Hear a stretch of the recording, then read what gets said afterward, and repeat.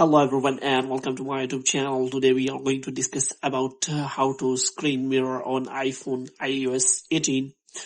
Now iPhone has introduced a feature which you can use so that you can use the same screen as a mirror in another device. So if you want to use that, then what you have to do, you have to simply watch this video completely. So without wasting any time, let's start the video. So with the update of iOS 18, iOS has launched a function which called a screen mirror. So you can simply tap on control center and you can simply find that screen mirror icon here.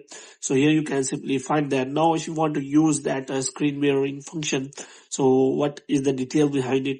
So first of all, what you have to do, you have to simply make sure that your device is compatible, which means many devices are not compatible to the screen mirroring. So you have to simply check for your Mac or iPhone device actually supports screen mirroring. The next you can do is you can simply connect to the same Wi-Fi network. You have to simply connect to both of the device, so your Mac or TV or any device to the same Wi-Fi.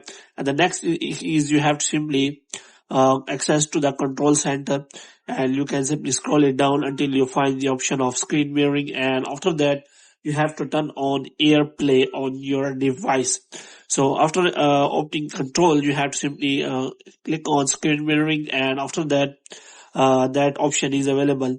So you can simply select your TV and device you want to connect. So here it will be shown, and after that you will be able to screen mirror your screen. Now if you want to stop mirroring, and you have to simply go to control center and tap on screen mirroring again option, and your mirroring screen will be turned off. So if you want to maximize your display with your Mac, then you have to simply use screen mirroring, and after that you can simply use screen mirroring on a big screen. So hope you have liked this video. If you get more videos like these, you can subscribe our channel.